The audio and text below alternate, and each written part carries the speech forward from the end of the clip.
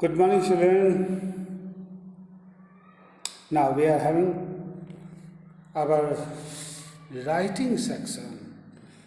Writing section, yes it is new to you. आप class 6 में आए हो और क्लास 6 में आने के तुरंत बाद आप जानते हो कि सिलेबस में कुछ बदलाव होते हैं. वो चीज़ नए चीज़ ज़रूर सामने लाए जाते हैं जो हमें सीखना ही है. और अगर शुरुआती दौर से हम इस चीज़ पे एक्सपर्टीज़ हासिल कर लें, इस पे महारत हासिल कर लें, तो वैसी स्थिति में हम आगे आने वाले समय में बोर्ड के एग्जामिनेशन में, मैं आपको बता दूं बच्चों कि ये ना सिर्फ स्कूल के एग्जामिनेशंस के लिए इम्पॉर्टेंट होते हैं बल्कि बोर्ड के एग्जामिनेशंस के लिए भी इम्पॉर्टेंट हैं. क्यों, मैं आपको स्पष्ट बताता हूँ.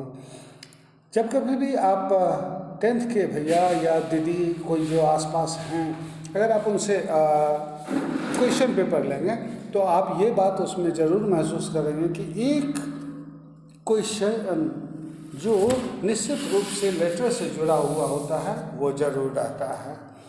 और वो टाइप्स ऑफ लेटर्स के अलग अलग हिस्से होते हैं, अलग अलग रूप होते हैं. तो स्वाभाविक बात है आज मैं पर्सनल लेटर्स बता रहा हूँ क्योंकि आप क्लास 6 में हो.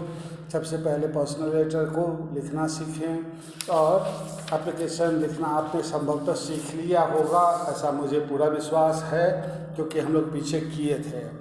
चलिए, अब दूसरे जो कुछ हिस्से होते हैं उसमें कॉर्पोरेट लेटर्स आते हैं, ऑफिशियल लेटर्स आते हैं, लेकिन वो आगे के क्लासेस में हमें पढ़ने हैं.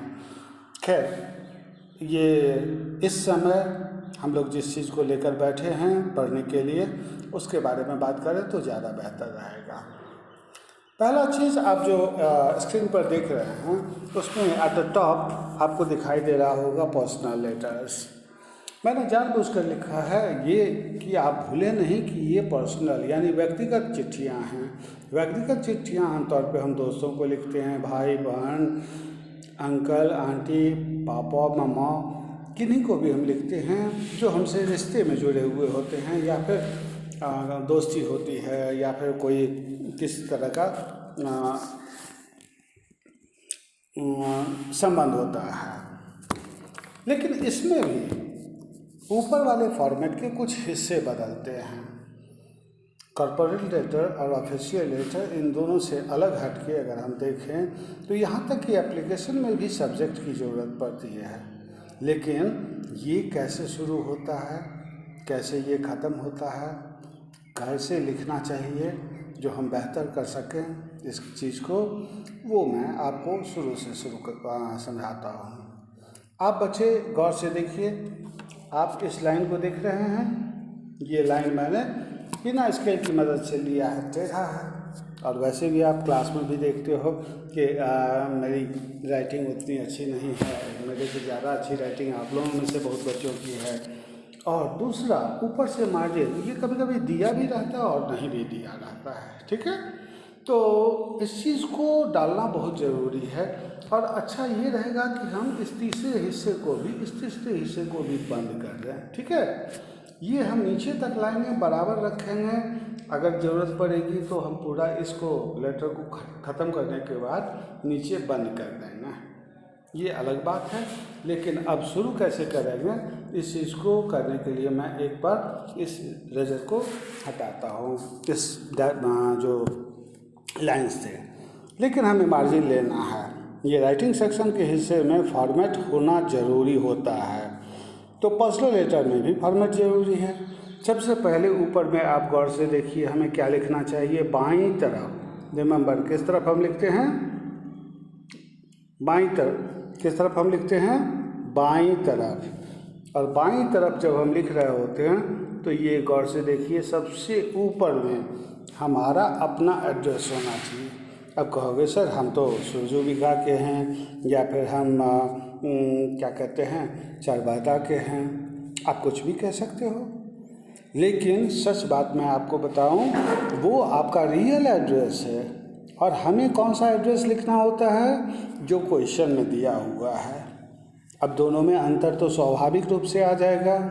तो ये अंतर स्पष्ट हो सकता है संयोगवश मिल भी जाए, हो सकता है अधिकतर आपको निश्चित अधिकतर क्या आपको एड्रेस दिया जाता है, आपका अपना एड्रेस, और आपको वही एड्रेस मेंशन करना चाहिए, लिखना चाहिए जो आपको क्वेश्चन में प्रोवाइड किया गया है। अब उसके बाद अगर हम लोग देखें तो ये हिस्सा जो है वो दिया हुआ है डेट हम कई तरीके से लिखते हैं, और यहाँ मैंने जो तरीका अपना है उसको आप देखिए क्लियरली विजिबल हो जाएगा। मैं भी इसको हटाता हूँ। चलिए, ये वाला 4 मई, ये क्या है 4 मई, ठीक है।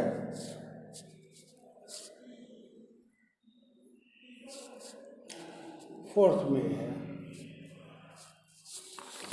4 मई 2020। उसके बाद ना सब्जेक्ट देने की ज़रूरत है, ना ही किसी और तरह के और इन्फॉर्मेशन को शेयर करने की ज़रूरत है। क्यों? क्योंकि ये पर्सनल लेटर है। पर्सनल लेटर में सब्जेक्ट की कोई ज़रूरत नहीं होती, और लेकिन सैल्यूटेशन तो हमने करना है। आप जिसको भी लिख रहे हो वो शुरू में आप सम्मानित तरीके से पोलाइटनेस को दिखाते हुए डियर शब्द का यूज़ करते हो। मैं क्लासेस में मैंने बताया था रेवरेंट, है ना। तो ये सब चीज़ का इस्तेमाल किसी भी तरीके से कर सकते हो। मैंने क्या लिखा है यहाँ ये मैं बताता हूँ, डियर फ्रेंड सुमन, और उसके बाद बॉडी पार्ट शुरू होता है। बॉडी पार्ट शुरू करने से पहले मैं आपको बता दूं, ये जो आपने 4 लाइन लिखा, स्पष्ट रूप से अलग अलग सेपरेटली अगर आप इस चीज़ को लिख देते हो तो वैसी स्थिति में इस चीज़ के लिए आपको कितने मार्क्स मिलते हैं आपको विश्वास नहीं होगा सुनकर। सिर्फ इस चीज़ के लिए आपको 3 मार्क्स मिलते हैं। लेकिन तब जब हम आगे के हिस्सों को अच्छे या बुरे तरीके से किसी भी तरीके से निश्चित रूप से लिखें, अगर ये बीच वाला हिस्सा हम नहीं लिखते जिसको बॉडी पार्ट कहते हैं तो हमको वो मार्क्स भी नहीं मिलता, फॉर्मेट का सिर्फ मार्क्स नहीं मिलता। अब आते हैं, हमने क्या किनको लिखना है, डियर फ्रेंड सुमन को लिखना है। ये भी क्वेश्चन से आपको पता चला कि सुमन आपके दोस्त का नाम है, ठीक है। उसके बाद आप अपने आप को इंट्रोड्यूस कर रहे हैं, this is Rajni from Career Point. याद कीजिए यही एड्रेस आपने यहाँ पर मेंशन किया था ना, career point. I hope you would not have forgotten me. मुझे विश्वास है, आशा है कि आप मुझे भूले नहीं होंगे। I am now studying at Saint Joseph school which is good, but Diksha Convent is better than this school. हालांकि मैं अभी पढ़ रही हूँ सेंट जोसेफ पब्लिक स्कूल में, लेकिन दीक्षा कन्वेंट इससे बेहतर स्कूल है। I am doing hard labour to practice my syllabus. हाँ, सिलेबस को प्रैक्टिस करते हैं, पढ़ते हैं, प्रैक्टिस करते हैं, मेमोराइज करते हैं। ये सारी चीज़ों को हम प्रैक्टिस ही तो कहेंगे। और वैसी स्थिति में हम वो रजनी होते हुए ये कह रहे हैं कि मैं अपना पूरा प्रयास कर रही हूँ, बहुत मेहनत कर रही हूँ अपने सिलेबस पे, सो that I can remain at the top of the class, ताकि मैं क्लास के सबसे ऊपरी यानी हमारा टॉप पोजीशन हो। और इसके बाद दूसरा हिस्सा में जब जाते हैं, बल्कि ये दूसरा हिस्सा नहीं, उसी के हिस्से का अगला जो you would be all right with.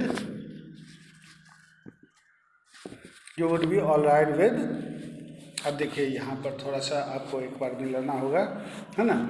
Practice my syllabus so that I can remain at the top of the class.